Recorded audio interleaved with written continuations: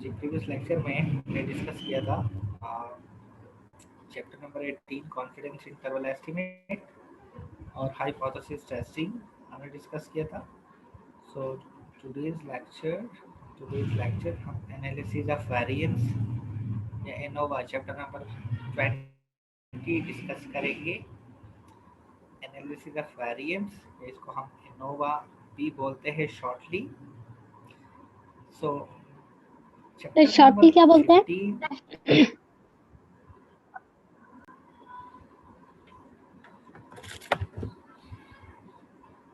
हाँ जी, मेरी आवाज आ रही है? सर कम आ रही थी आपकी। ठीक आ रही है ना? यस, अब ठीक है। ठीक है। सो आज हम चैप्टर नंबर 20 डिस्कस करेंगे which is analysis of variance. इसको एनोवा भी बोलते हैं शॉर्टली। चैप्टर नंबर 16 में हमने डिस्कस किया है हाइपोथेसिस टेस्टिंग। दो पॉपुलेशन मीन्स के डिफरेंस के लिए हम हाइपोथेसिस टेस्टिंग करते थे कि क्या उनका डिफरेंस जीरो के इक्वल है। इसका मतलब है कि μ1 minus μ2 is equal to zero और μ1 इज इक्वल टू μ2। हम इस तरह भी H0 लिखते थे। चैप्टर नंबर 16 की मैं बात कर रहा हूँ। मतलब दो पॉपुलेशन मीन्स को हम टेस्ट करते थे कि क्या वो एक दूसरे के इक्वल है या नहीं है। इसी तरह अगर आपने दो से ज्यादा पॉपुलेशन मीन्स को टेस्ट करना हो, दो से ज्यादा की मैं बात कर रहा हूँ, उसको टेस्ट करना हो कि क्या वो एक दूसरे के इक्वल है या नहीं है, तो उसके लिए एनालिसिस ऑफ वेरिएंस हम यूज करते हैं। उसको अगर आप उस प्रोसीजर से करेंगे, Z टेबल से या T टेबल से करेंगे, तो काफ़ी लेंथी प्रोसेस हो जाता है। ठीक है। सो उसको हम एनालिसिस ऑफ वेरिएंस के प्रोसीजर से करेंगे जब भी more than two population means को हमने कंपेयर करना हो कि क्या वो एक दूसरे के इक्वल है या नहीं है, तो हम एनालिसिस ऑफ वेरिएंस यूज करेंगे। सो 3 population means, 4 population means, 5 population means compare करने हो तो उसके लिए हम एनोवा या एनालिसिस ऑफ वेरिएंस यूज करेंगे। एनोवा टेक्निक जो है ये एक्चुअली फिशर ने इंट्रोड्यूस की है 1923 में। ठीक है। और इसको शॉर्टली एनोवा इस तरह लिखते हैं। ठीक है। सर कब फिशर इंट्रोड्यूस करवाया? 1923 में ये technique analysis of variance Fisher ने इंट्रोड्यूस कराई थी। इसको शॉर्टली इस तरह एनोवा भी बोलते हैं। और इसमें एक्चुअली जो टोटल वेरिएशन होती हैं, मतलब कि नंबर ऑफ ऑब्जर्वेशंस की जो टोटल वेरिएशन है फ्रॉम द मीन, उन टोटल वेरिएशन को हम दो पार्ट्स में डिवाइड करते हैं। टोटल वेरिएशंस को हम total sum of square deviation या टोटल सम ऑफ स्क्वायर भी कहते हैं। टोटल वेरिएशन को जिस तरह मैंने कहा 2 पार्ट्स में डिवाइड किया जाता है और हर पार्ट का अपना सोर्स ऑफ वेरिएशन होता है। ठीक है। वो दो पार्ट्स कौन से होते हैं वो आगे जाके हम डिस्कस करेंगे। एनालिसिस ऑफ वेरिएंस जो है वो दो टाइप का होता है, या उसको 2 वे से हम क्लासीफाई करते हैं, या वो उसकी क्लासिफिकेशन 2 टाइप की है। एक को हम वन सैंपल या वन वेरिएबल एनोवा कहते हैं, one way classification of ANOVA, या उसको वन वेरिएबल एनोवा भी कहते हैं। और एक 2 वे क्लासिफिकेशन या 2 वे एनोवा या 2 वेरिएबल क्लासिफिकेशन भी कहते हैं। जो नंबर ऑफ ऑब्जर्वेशंस है, अगर उसको हम सिंगल क्राइटेरिया के बेस पे क्लासिफाई करें, मैं एक दफ़ा फिर रिपीट कर रहा हूँ, नंबर ऑफ ऑब्जर्वेशंस को हम सिंगल क्राइटेरिया के बेस पे अगर क्लासिफाई करें तो उसको हम वन वे एनोवा कहेंगे। मैं इसकी एग्जांपल दूंगा। अगर नंबर ऑफ ऑब्जर्वेशंस को, ये जो ऑब्जर्वेशंस है उसको हम टू डिफरेंट क्राइटेरिया या 2 वेरिएबल्स के बेस पे क्लासिफाई करें तो उसको 2 वे एनोवा कहेंगे। मैं एग्जांपल दूंगा। लेट्स सपोज अगर हमारे ऑब्जर्वेशंस डिफरेंट पर्संस हैं और उन पर्सन्स को हम एज वाइज क्लासीफाई करते हैं, ग्रुप्स बनाते हैं एज वाइज।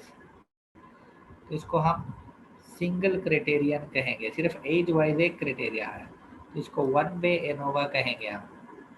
लेकिन अगर हम पर्सन्स को दो डिफरेंट क्राइटेरिया के बेस पे क्लासीफाई करते हैं, जिस तरह लेट सपोज एज भी है और हाइट भी है, तो उसको टू वे एनोवा कहेंगे। इसी तरह अगर दो से ज्यादा डिफरेंट क्राइटेरिया के बेस पे क्लासीफाई करेंगे तो उसको मल्टी वे क्लासिफिकेशन भी कहेंगे।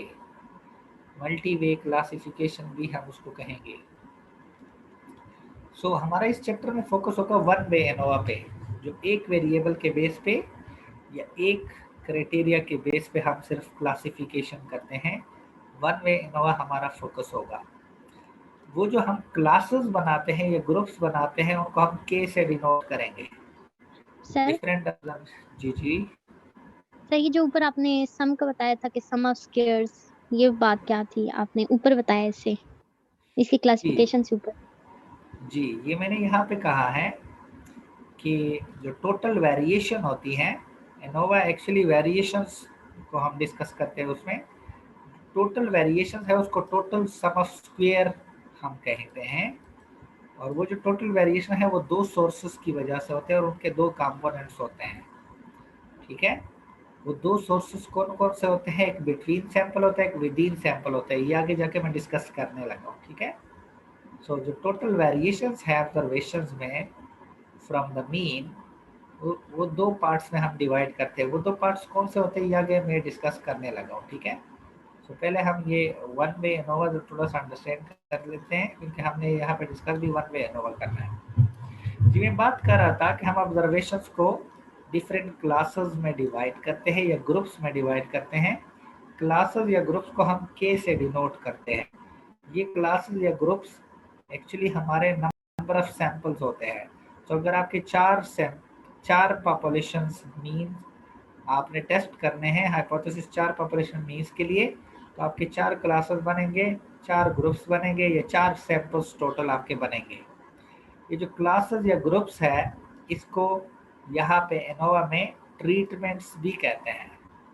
इसको ट्रीटमेंट्स भी कहते हैं। क्लासेस, ग्रुप्स या नंबर ऑफ सैंपल्स, इसको के से डिनोट करते हैं, इसको यहाँ पे ट्रीटमेंट्स भी कहते हैं। यूजुअली क्या होता है कि हर सैंपल के अंदर इक्वल सैंपल साइज के ऑब्जर्वेशन होते हैं। मतलब सैंपल 1 है, सैंपल 2 है, सैंपल 3 है, तीनों में जो नंबर ऑफ ऑब्जर्वेशन होते हैं वो यूजुअली इक्वल होते हैं। तो उसको हम आर से डिनोट करते हैं। लेट्स सपोज फर्स्ट सैंपल में भी अगर 4 ऑब्जर्वेशन है, सेकंड सैंपल में भी 4 ऑब्जर्वेशन है, थर्ड सैंपल में भी 4 ऑब्जर्वेशन है, तो आर आपका 4 होगा। इस तरह इक्वल सैंपल साइज के केस के लिए हम पहले टेस्टिंग करेंगे एनोवा की, और उसके बाद अनइक्वल सैंपल साइज की हम करेंगे। ठीक है, सो हम जो हाइपोथेसिस स्टेट करते हैं एनोवा में वो इस तरह होता है।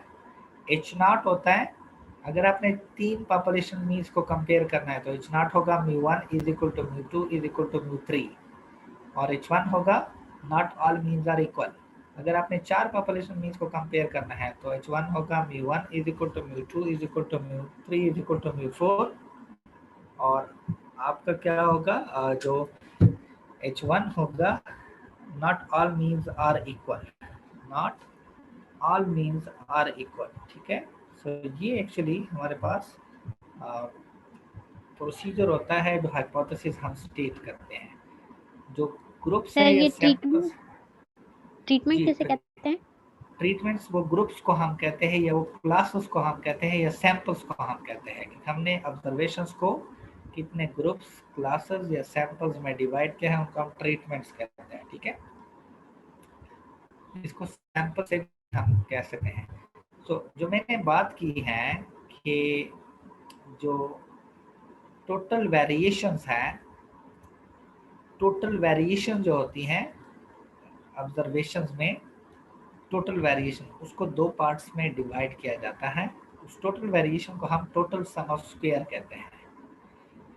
एक वेरिएशन वो होती है जो ऑब्जर्वेशंस के हर सैंपल के अंदर अपने मीन से होती है। मतलब सैंपल 1 है, तो सैंपल 1 के अंदर जो जी जी ये पेज नंबर बताइएगा, पेज नंबर क्या है? जी, ये पेज नंबर है 299, 299 पेज है, ठीक है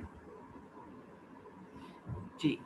एक हम बात कर रहे थे, एक वेरिएशन वो होती है जो सैंपल के अंदर जो ऑब्जर्वेशन है उनके अपने सैंपल मीन से होती है, उसको हम विद इन सैंपल्स वेरिएशन कहते हैं, या within sum of squares कहते हैं, उसको within sample sum of square कहते हैं। ये ऐसे वेरिएशन है जो सैंपल के अंदर ऑब्जर्वेशंस हैं उनके अपने सैंपल मीन से जो वेरिएशन होती है उसको हम within sum of squares कहते हैं। इसको एरर सम ऑफ स्क्वायर भी कहते हैं, एरर सम ऑफ स्क्वायर। सो इसको SSW या SSE से भी डिनोट करते हैं, ये आगे हम डिस्कस करेंगे। दूसरी टाइप ऑफ वेरिएशन जो होती है वो जो टोटल ग्रैंड मीन होता है ऑल ऑब्जर्वेशंस का, या जो सैंपल्स है आपके पास 3 अगर सैंपल्स हैं, उन सैंपल्स की आपस में जो वेरिएशन है, सैंपल 1 का सैंपल 2 से, सैंपल 2 का सैंपल 3 से, वो जो वेरिएशंस है, ये सैंपल मीन्स जो है, तीनों सैंपल्स का जो सैंपल मीन है x1 बार, x2 बार, x3 बार, उसकी जो डेविएशन है ग्रैंड मीन से, ओवरऑल ऑल ऑब्जर्वेशन से, उसको हम बिटवीन सम ऑफ स्क्वायर्स कहते हैं, या SSB कहते हैं उसको, SSB या बिटवीन सम ऑफ स्क्वायर कहते हैं। ये जो टोटल वेरिएशन होती है इसको हम टोटल सम ऑफ स्क्वायर से डिनोट करते हैं। सो टोटल SST भी इसको कहते हैं। ये actually sum of within sum of square और बिटवीन सम ऑफ स्क्वायर से हमारे पास आता है। So total variation is equal to within sum of square between sum of square के इक्वल होता है, ठीक है। इसको आगे जाके हम डिस्कस करेंगे। सो यहाँ पे सर जो टोटल कहा वेरिएशन सम जी, टोटल वेरिएशन का आपने क्या बताया? Total variation total sum of square के इक्विवेलेंट होती है। ये आगे मैं डिस्कस करूंगा, इसका अपना एक टेबल है, वहां से इसको हम कैलकुलेट करेंगे। और total variation is equal to within sum of square plus between sum of square, ठीक है। ये एक्चुअली जो हम हाइपोथेसिस टेस्टिंग हम करते हैं इनोवा के लिए, ये हाइपोथेसिस टेस्टिंग फिशर ने डेवलप की है, और फिशर ने अपने नाम से इसको एफ डिस्ट्रीब्यूशन कहा है। इसको जो डिस्ट्रीब्यूशन डेवलप किया है वो उन्होंने अपने नाम से उसको एफ डिस्ट्रीब्यूशन कहा है, और उसका अपना टेबल है। जिस तरह टी टेबल था, जिस तरह जेड टेबल था, एफ डिस्ट्रीब्यूशन इनोवा में जो अप्लाई होता है इसका अपना टेबल होता है। और एफ कैलकुलेटेड उसमें हम कैसे करते हैं, MSB divided by MSW। MSB का मतलब है estimated variance from the between sum of square, और MSW का मतलब है estimated variance from the within sum of square. इसको आगे जाके मैं डिस्कस करूंगा, ठीक है। ये एक्चुअली जो एफ डिस्ट्रीब्यूशन की हम टेबल से जब वैल्यू देखते हैं तो वो सिर्फ पॉजिटिव साइड पे हम देखेंगे, मतलब जो आपका क्रिटिकल रीजन है वो सिर्फ पॉजिटिव साइड पे होगा। सो ये वन साइडेड टेस्ट होगा हमेशा, वन साइडेड टेस्ट होगा। सो दैट्स व्हाई अल्फा को 2 पे डिवाइड नहीं करेंगे, F alpha into V1 V2। ये V1 जो है ये फर्स्ट डिग्री ऑफ फ्रीडम है, और V2 जो है ये सेकंड डिग्री ऑफ फ्रीडम है। V1 का ये फार्मूला है, V1 is equal to K minus 1। K number of samples हैं, उससे अगर आप 1 सब्ट्रैक्ट करेंगे तो आपके पास V1 की वैल्यू आ जाएगी। V2 जो है वो N माइनस K के इक्वल होता है। N total number of observations है, K नंबर ऑफ ग्रुप्स या नंबर ऑफ सैंपल्स है। सो इसकी वैल्यू हम F डिस्ट्रीब्यूशन या F टेबल से देखेंगे। चैप्टर नंबर 19 में वो टेबल है, वो जब हम इस पर क्वेश्चन करेंगे तो वहां से मैं बताऊंगा कैसे देखेंगे, ठीक है। So let's move on. So यहाँ पे एक्चुअली जो इम्पोर्टेंट चीज है कि हम इनोवा टेबल बनाते हैं, इनोवा टेबल बनाते हैं, एनालिसिस ऑफ वेरिएंस टेबल, जिसमें डिफरेंट ऑब्जर्वेशंस या उसके जो सम ऑफ स्क्वायर्स हैं वो हम कंप्यूट करते हैं। सो ये आपको नजर आ रहा है, ये इनोवा टेबल है। इनोवा टेबल में first column source of variation के लिए होगा, मतलब वेरिएशन किस वजह से, एक बिटवीन सैंपल वेरिएशन है जिसको एसएसबी हम कहते हैं, एक विद इन सैंपल वेरिएशन है जिसको एरर सम ऑफ स्क्वायर भी हम कहते हैं, एक टोटल वेरिएशंस है। तो फर्स्ट ऑफ ऑल का डिग्री ऑफ फ्रीडम हम देखेंगे। डिग्री ऑफ फ्रीडम ये जो V1 V2 है ये डिग्री ऑफ फ्रीडम है, ठीक है। बिटवीन सैंपल्स का जो डिग्री ऑफ फ्रीडम है वो k-1 होगा। विद इन सैंपल्स या एरर सम ऑफ स्क्वायर का जो डिग्री ऑफ फ्रीडम है वो n-k होगा और total degree of freedom n-1 होगा। ये जो सम ऑफ स्क्वायर्स की हम बात कर रहे हैं, ये जो ऊपर मैंने बात की है सम ऑफ स्क्वायर्स की, एस से जिसको हम शो करते हैं, वहाँ मैंने कहा एक सम ऑफ स्क्वायर बिटवीन है उसको एस एस बी से डिनोट करते हैं, एक सम ऑफ स्क्वायर विद इन है उसको सम ऑफ स्क्वायर एरर भी कहते हैं, उसको एस एस ई से डिनोट करते हैं। सम ऑफ स्क्वायर एरर या sum of square with in भी हम इसको कहते हैं, और एक टोटल सम ऑफ स्क्वायर है जिसको एस एस टी भी हम कहते हैं। So you can see sum of square between और sum of square within या सम ऑफ स्क्वायर एरर को अगर आप 8 करें तो आपके पास टोटल सम ऑफ स्क्वायर बनता है। टोटल सम ऑफ स्क्वायर का ये फार्मूला होता है, उसको जब कंप्यूट करना होता है तो इस फार्मूले से करते हैं, ठीक है। ये जो फार्मूला है एक्चुअली इसका एक अल्टरनेटिव फॉर्म है, उससे हम कैलकुलेशन करेंगे, ठीक है। वो अल्टरनेटिव फॉर्म अभी मैं दिखाऊंगा आपको। सम ऑफ स्क्वायर बिटवीन का ये फार्मूला है, लेकिन उसका भी अल्टरनेटिव फॉर्म हम यूज करेंगे। तो एक दफा आपके पास टोटल सम ऑफ स्क्वायर आ जाए और between sum of square between आ जाए तो आपने क्या करना है, सम ऑफ स्क्वायर एरर या विद इन कैसे फाइंड करना है, टोटल सम ऑफ स्क्वायर से सम ऑफ स्क्वायर बिटवीन को सब्ट्रैक्ट करेंगे तो आपके पास इसकी वैल्यू ऑटोमेटिकली आ जाएगी, ठीक है जी। उसके बाद मीन स्क्वायर आपने फाइंड करना है। नेक्स्ट टेबल है जो कॉलम है मीन स्क्वायर। मीन स्क्वायर में first S square B find करेंगे। एस स्क्वायर बी का मतलब है variance between sample, variance between sample इसको हम कहते हैं। सो एस एस बी मतलब ये वैल्यू डिवाइडेड बाय k-1, ये first degree of freedom V1 जो है, इससे आपके पास एस स्क्वायर बी की वैल्यू आएगी। This is variance between square. और similarly variance within square भी आपने इस तरह फाइंड करना है, एस स्क्वायर डब्ल्यू। सो वो कैसे फाइंड होगा, S S E the sum of square error या sum of square within, मतलब इसको हम अगर इस पे डिवाइड करेंगे तो आपके पास सम ऑफ स्क्वायर विद इन आ जाएगा। यहाँ पे ये करने की जरूरत नहीं है आपको, टेबल में एस स्क्वायर बी आ जाए और एस स्क्वायर डब्ल्यू आ जाए तो आपने नेक्स्ट लास्ट कॉलम में एफ कैलकुलेटेड वैल्यू फाइंड करनी है ताकि हम उसको एफ की टेबल वैल्यू से कंपेयर कर सके। एफ कैलकुलेटेड वैल्यू कैसे होगी, एस स्क्वायर बी मतलब जो वेरिएंस बिटवीन है उसको वेरिएंस विद इन पे डिवाइड करेंगे, ठीक है। मतलब यहाँ पे इस वैल्यू को आप इस पे डिवाइड कर लेंगे तो आपके पास f की वैल्यू आ जाएगी। f की वैल्यू आ जाए तो उसके लिए फिर आप क्रिटिकल रीजन देखते हैं, उस पर हम बाद में जाएंगे। सो एक्चुअली क्वेश्चन अराइज होता है कि हम ये जो ये इम्पोर्टेंट है, ये फाइंड करना और ये फाइंड करना और ये फाइंड करना। सो ये जो SST है ये टोटल सम ऑफ स्क्वायर है। पहले इसका अल्टरनेटिव फार्मूला जिस तरह मैंने बात की है, एक इसका ये फार्मूला है लेकिन ये काफ़ी कॉम्प्लिकेटेड है, काफ़ी कैलकुलेशन आपको करनी पड़ेगी। तो इसका जो अल्टरनेटिव फार्मूला है सम ऑफ स्क्वायर टोटल का, वो मैं आपको दिखाने लगा हूँ। ये इसका अल्टरनेटिव फार्मूला है, ये आप देख सकते हैं, double summation X square minus T double dot square divided by N. ये जो T double dot square divided by N है इसको करेक्शन फैक्टर कहते हैं। So sum of square total का फार्मूला ये होगा डबल समेशन एक्स स्क्वायर।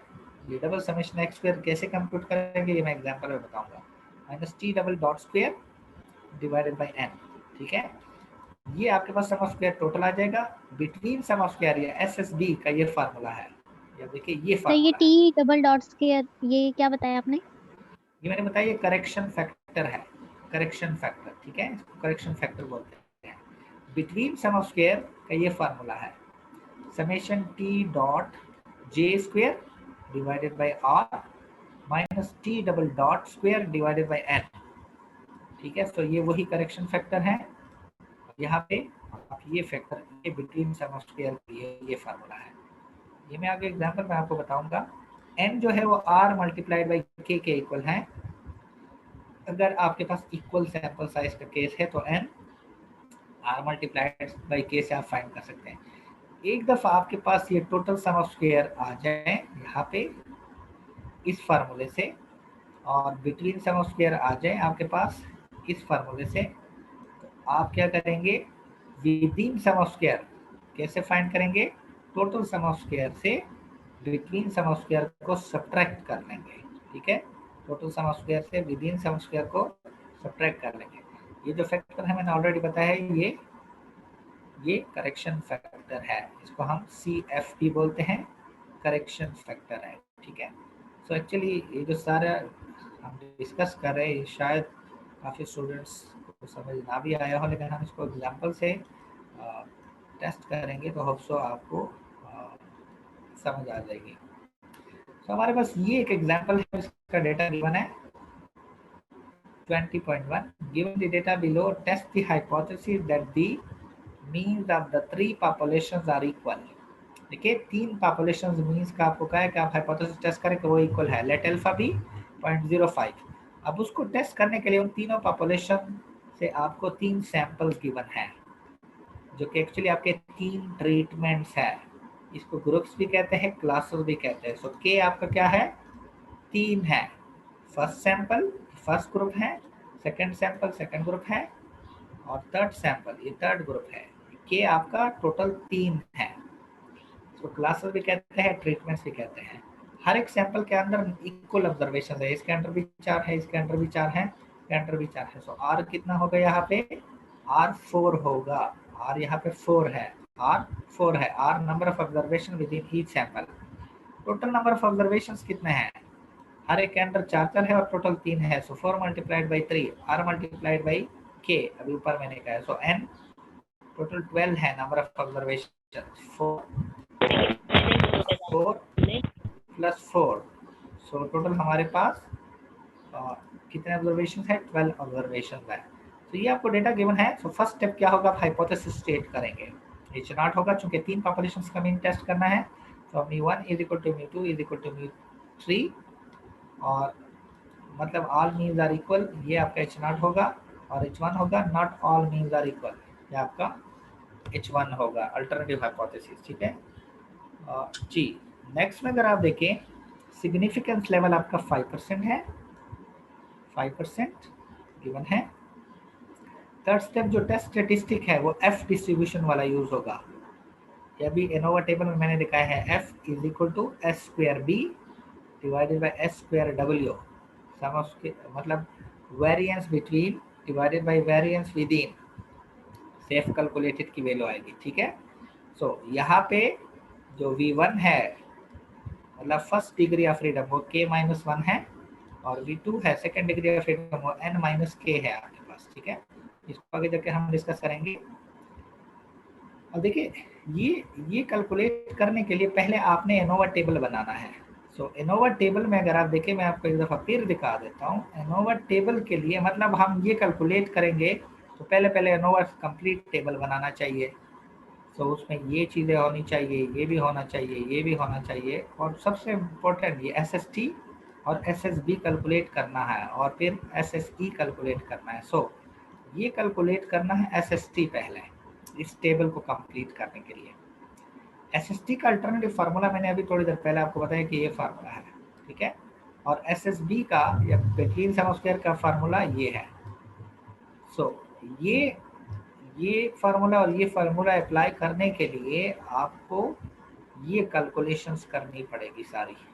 ठीक है, तो हम कैसे करते हैं, फर्स्ट सैंपल के ऑब्जर्वेशन लेंगे, उसको x1 कहेंगे, और साथ में वो जो x1 उसके ऑब्जर्वेशन है उसको साथ में स्क्वायर भी करेंगे, x1 स्क्वायर लेंगे। मतलब फर्स्ट सैंपल की ये ऑब्जर्वेशन है, ये हर ऑब्जर्वेशन को स्क्वायर करेंगे। सो 40 और 40 स्क्वायर वो ब्रैकेट में लिख लेंगे।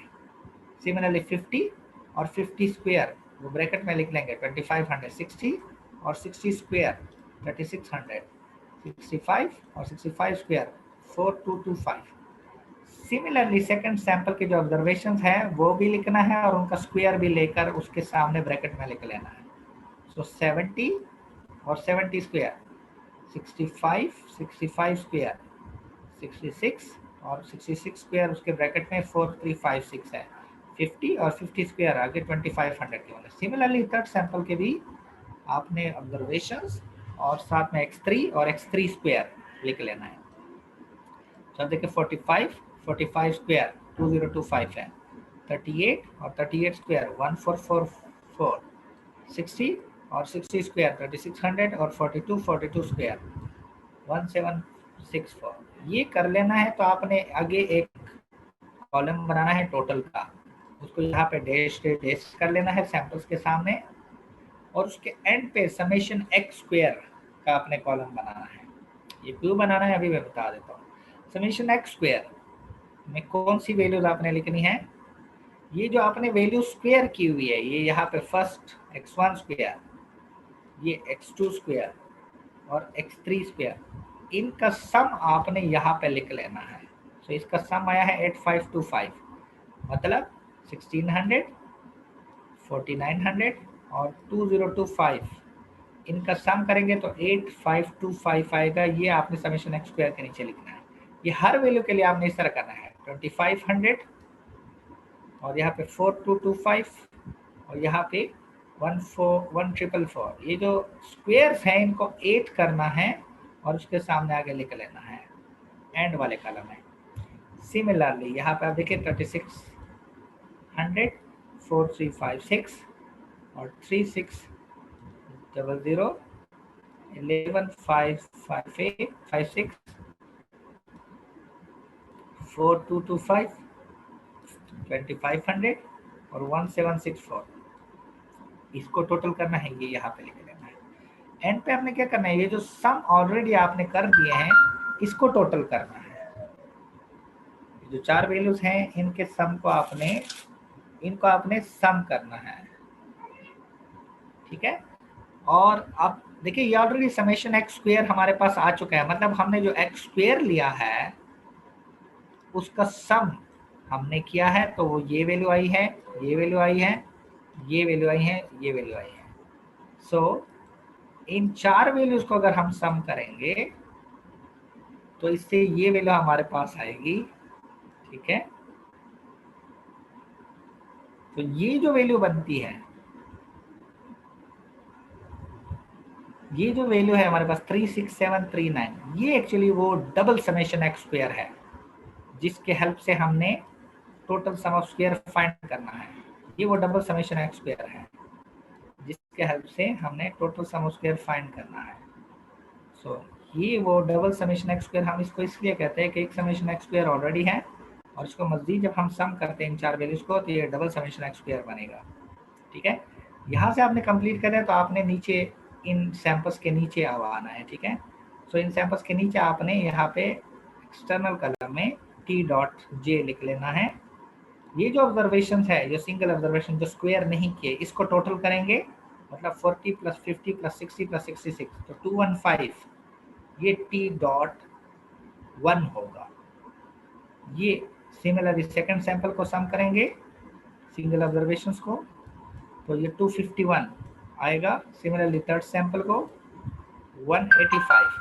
ये तीनों ऑब्जर्वेशन अगर हम अगेन सम कर लेंगे तो इससे 651 बनेगा। ये जो 651 है ये T डबल डॉट है, ये जो 651 है ये T डबल डॉट है, स्क्वायर नहीं है। मतलब ये जो T.J है, इनकी इंडिविजुअल ये जो सम बने हैं, अगर हम इनको स्क्वायर कर लें, मतलब इनको सम कर लें, ये 651 जो बन रहा है ये T डबल डॉट बनेगा, ठीक है। इसके हेल्प से हमने करेक्शन फैक्टर फाइंड करना है। इसको बाद में हम फिर स्क्वायर करते हैं, 651 स्क्वायर लिया है उसके बाद में मैं जाऊंगा। इस T.J के नीचे आपने एक और कलम बनाना है T.J स्क्वायर, मतलब ये जो ऊपर T.J हैं इनकी वैल्यूज जो भी बनी है उनको स्क्वायर करना है। सो 215 का स्क्वायर ले, वो यहाँ पे T.स्क्वायर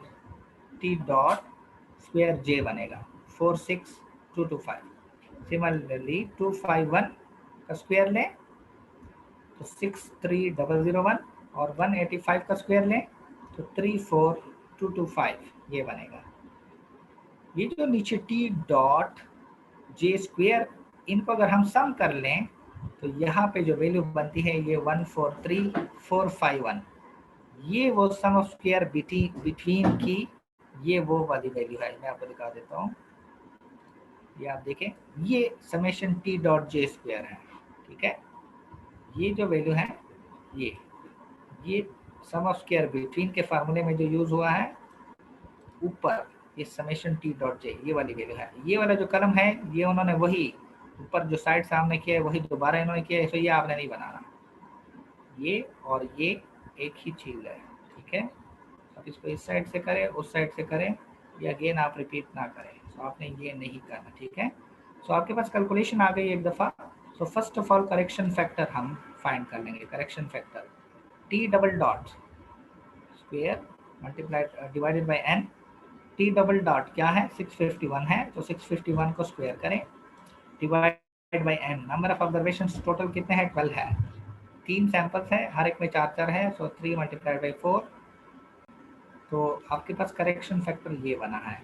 अब हमने total sum of square find करना है। टोटल सम ऑफ स्क्वायर का ये फार्मूला है double summation X square minus correction factor. Double summation X square ये ऑलरेडी हम फाइंड कर चुके हैं, 36739। यहाँ से इसकी वैल्यू देखेंगे और ऊपर इससे करेक्शन फैक्टर ये जो वैल्यू है ये सब्ट्रैक्ट कर लेंगे। ये करेंगे तो इसका मतलब है टोटल सम ऑफ स्क्वायर है 1422.25, 1422.25 ये टोटल सम ऑफ स्क्वायर है। अब आपने between sum of square find करना है। So summation T dot J square divided by R. R यहाँ पे 4 है, सो आपने क्या करना है 143451 इसको डिवाइड करना है 4 पे। 4 क्यों है आर, क्योंकि हर एक सैंपल में 4 ऑब्जर्वेशन है, इसको हम आर कहेंगे, इक्वल सैंपल साइज है, तो आर यहाँ पे 4 है। करेक्शन फैक्टर इससे सब्ट्रैक्ट करें, ये हमने सब्ट्रैक्ट किया हुआ है, तो बिटवीन सम ऑफ स्क्वायर आया है 546। So total sum of square भी आ गया है, टोटल सम ऑफ स्क्वायर आ गया 1422.25, बिटवीन सम ऑफ स्क्वायर आ गया 546। So within sum of square आपने फाइंड करना है, तो टोटल सम ऑफ स्क्वायर से बिटवीन को सब्ट्रैक्ट कर लें। विदिन सम ऑफ स्क्वायर कैसे फाइंड करेंगे, टोटल सम ऑफ स्क्वायर से बिटवीन सम ऑफ स्क्वायर को सब्ट्रैक्ट कर लें। मतलब 1422.25 से आपने 546 को सब्ट्रैक्ट करना है, तो 876.25 ये आपका विदिन सम ऑफ स्क्वायर आ गया। आपके पास ये within total sum of square और बिटवीन सम ऑफ स्क्वायर आ जाए, तो आपने ये एनोवा टेबल जिस तरह वहाँ पे बना था विदाउट कैलकुलेशंस, वो टेबल आप बना लेना है। उसमें आप देखिए पहले सोर्स ऑफ वेरिएशन है, तो बिटवीन सैंपल्स का डिग्री ऑफ फ्रीडम आएगा। बिटवीन का डिग्री ऑफ फ्रीडम है k minus 1, k minus 1 between का डिग्री ऑफ फ्रीडम है। सो k यहाँ पे 3 है, टोटल 3 सैंपल है, सो 3 माइनस 1 यहाँ पे 2 बनेगा। विदिन सैंपल्स का डिग्री ऑफ फ्रीडम आता है n माइनस k, n 12 है और k 3 है, सो 12 माइनस 3 9 बनेगा। और टोटल डिग्री ऑफ फ्रीडम इन दोनों को अगर आप ऐड करेंगे तो टोटल डिग्री ऑफ फ्रीडम बनेगा। या इसको आप n माइनस 1 के प्रोसीजर से भी कर सकते हैं, n माइनस 1, n 12 है, 12 माइनस 1, ठीक है। सो सम ऑफ स्क्वायर सेकेंड आपका कलम होगा, ये मैं आपको एक दफ़ा फिर दिखा देता हूँ। वो जो ये वो एनोवा टेबल है जो हम कंप्लीट कर रहे हैं, लेकिन पहले वहाँ पे सिर्फ फार्मूले एंटर किए हैं, अब हम उसमें एक्चुअली एग्जाम्पल का डेटा एंटर कर रहे हैं, ठीक है। So let me show you the table again जी। सम ऑफ स्क्वायर्स अब हम लिखेंगे, तो आप देखिए ये वो बिटवीन सम ऑफ स्क्वायर है 546। अब देखिए बिटवीन सम ऑफ स्क्वायर ये इसकी वैल्यू है, SSB जिसको हम कहते हैं, SSB की वैल्यू यहाँ पे लिख ली है। SSW या SSE जिसको हम कहते हैं विदिन सम ऑफ स्क्वायर, ये देखिए ये इसकी वैल्यू है 876, ये वैल्यू हमने यहाँ पे लिख ली है, टेबल में एंटर कर दी है। और टोटल सम ऑफ स्क्वायर नीचे, मतलब ये दोनों अगर हम टोटल कर लें तो आपके पास टोटल सम ऑफ स्क्वायर आ जाएगा। ये टोटल सम ऑफ स्क्वायर अब आपके किसी काम नहीं आना, ठीक है। आगे हमने मीन स्क्वायर कंप्यूट करना है। मीन स्क्वायर में अगर मैं आपको दिखाऊं, एक एस स्क्वायर बी हमने फाइंड करना है और एक एस स्क्वायर डी फाइंड करना है। ये देखिए एस स्क्वायर बी कैसे फाइंड करते हैं, S S B divide by K minus 1, मतलब यहाँ पे जो वैल्यू है उसको इस वैल्यू पे डिवाइड करेंगे, ठीक है। और सिमिलरली एस स्क्वायर डब्ल्यू हम फाइंड करेंगे उसको S S E divide by n minus के, मतलब यहाँ पे वैल्यू को हम इस वैल्यू पे डिवाइड कर लेंगे। सो लेट मी शो यू, ये जो मीन सम ऑफ स्क्वायर है, या देखिए यहाँ पे इन्होंने फाइंड किया हुआ है, मतलब ये सम ऑफ स्क्वायर b को आप इस पे डिवाइड कर ले तो 546 को 2 पे डिवाइड कर ले 273 आपके पास आ जाएगा। ये आपका एस स्क्वायर बी है। सिमिलरली आपने एस एस ई या एस एस डब्ल्यू ये जो है इसको इस पे डिवाइड करना है, तो ये 97.36 आया है, ये एस स्क्वायर डब्ल्यू है। एंड पे आपने एफ कंप्यूट करना है, एफ कैलकुलेटेड कैसे करते हैं, S square W sorry S square B, मतलब ये वैल्यू एस स्क्वायर बी, इसको एस स्क्वायर डब्ल्यू पे डिवाइड करेंगे, हमने किया हुआ है, तो 2.80 आपके पास वैल्यू आई है, 2.80। ये कैलकुलेशन करने के बाद आपका फोर्थ स्टेप होता है क्रिटिकल रीजन, और मैंने आपको जिस तरह बताया है ये वन साइडेड टेस्ट होता है हमेशा, एफ टेस्ट, एफ डिस्ट्रीब्यूशन का वन साइड टेस्ट होता है, और क्रिटिकल रीजन हमेशा राइट साइड पे होगा। सो एफ कैलकुलेटेड अगर ग्रेटर देन है या इक्वल है F alpha into V1 V2, ये वो टेबुलेटेड वैल्यू है। एफ कैलकुलेटेड अगर ग्रेटर देन है या इक्वल है एफ एल्फा V1 V2, तो आप एच नॉट को रिजेक्ट करेंगे, अदरवाइज रिजेक्ट नहीं करेंगे। अब देखिए एफ एल्फा, एल्फा की वैल्यू 5% है, सो एफ 0.05 लिया है। V1 की वैल्यू क्या है, V1 की वैल्यू हम अब हमेशा यहाँ डिग्री ऑफ फ्रीडम से बिटवीन सैंपल्स का जो डिग्री ऑफ फ्रीडम है, V1 आपका k-1 होता है, k 3 है, सो 3 - 1 2 बनेगा, और V2 कितना है, n - k के इक्वल होता है, n - k हमेशा ये यहाँ से हमने कंप्यूट किया होता है टेबल में ऑलरेडी। सो आपने इसकी वैल्यू टेबल से देखनी है। इसके लिए जो टेबल है ये एफ डिस्ट्रीब्यूशन का टेबल है, और वो चैप्टर नंबर 19 में है। मैं उस टेबल पे जा रहा हूँ, चैप्टर नंबर 19 में वो टेबल है, उस टेबल पे मैं अब जाने लगा हूँ।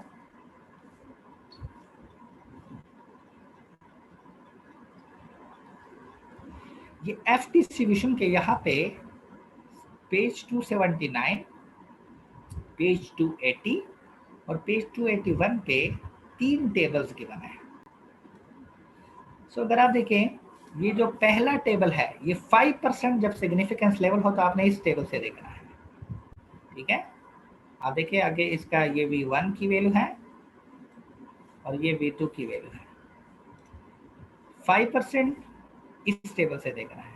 अगर सिग्निफिकेंस लेवल 2.5% है तो आपने इस टेबल से, ये 280 पेज पे जो टेबल है इससे देखना है। और अगर सिग्निफिकेंस लेवल 1% है तो फिर आपने जो पेज 281 पे है उससे देखना है। सो यहाँ पे अलग अलग सिग्निफिकेंस लेवल के लिए अलग टेबल दिए हैं, और टोटल 3 टेबल्स हैं। सो यही 3 सिग्निफिकेंस लेवल आपने चेक करने हैं। अब चूंकि हम जो एग्जाम्पल कर रहे हैं वो 5% उसमें सिग्निफिकेंस लेवल है, ये देखिए 5% उसमें सिग्निफिकेंस लेवल है, और उस पर V1 कितना था, 2 था हमारे पास, V1 2 है फर्स्ट डिग्री ऑफ फ्रीडम, और V2 कितना है, 9 है। सो 9 के सामने और 2 के नीचे जो वैल्यू होगी 5% वाले टेबल में, वो आपकी एफ टेबल वाली वैल्यू होगी, और वो 4.26 है। यहाँ पे 5% वाले टेबल में 2 डिग्री ऑफ फ्रीडम के नीचे और 9 के सामने जो वैल्यू होगी वो 4.26 है, ठीक है। सो मीटिंग अभी एंड होने लगी है, मैं अगेन स्टार्ट करूंगा फौरी, आपने फौरी ज्वाइन करना है, ठीक है। 40 मिनट्स टाइम हो रहा है, तो लेट मी शो यू।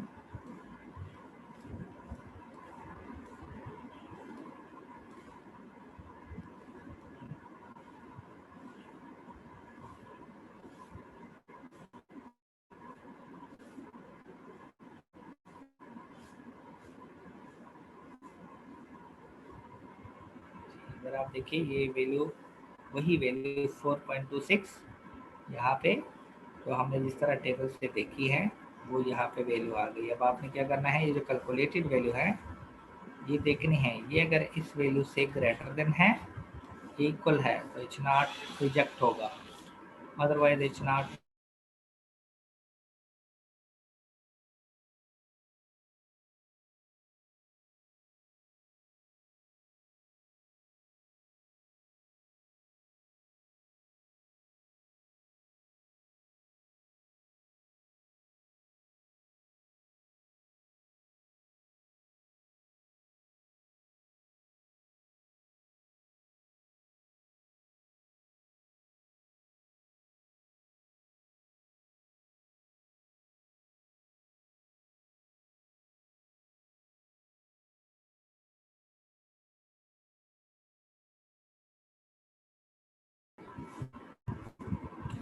जी हम डिस्कस कर रहे थे, ये जो हमारी कैलकुलेटेड वैल्यू है, ये अगर इस वैल्यू से ग्रेटर देन हो जाए तो हम एच नॉट रिजेक्ट करेंगे। इसका मतलब है हमारी ये वैल्यू फिर क्रिटिकल रीजन में फॉल करेगी। अब चूंकि 2.80 जो वैल्यू है वो एक्चुअली इससे ग्रेटर देन नहीं है, लेस देन है। इसका मतलब है ये वैल्यू क्रिटिकल रीजन में फॉल नहीं कर रही, तो हम एच नॉट रिजेक्ट नहीं करेंगे। सो एच नॉट रिजेक्ट नहीं करेंगे तो हमारा डिसीजन ये होगा, since the calculated value of F 2.80 does not fall in the critical region, so we accept our null hypothesis. H naught reject नहीं होगा तो डेफिनेटली नल हाइपोथेसिस जिसको हम एच नॉट कहते हैं वो एक्सेप्ट होगा। और एच नॉट को अगर हम एक्सेप्ट करें तो इसका मतलब है कि जो तीनों पॉपुलेशन मीन्स है, तीनों पॉपुलेशन मीन ये हम एक्सेप्ट करें वो एक दूसरे के इक्वल है। तीनों पॉपुलेशन मीन्स क्या है? इक्वल है। If you have any question आप पूछ सकते हैं।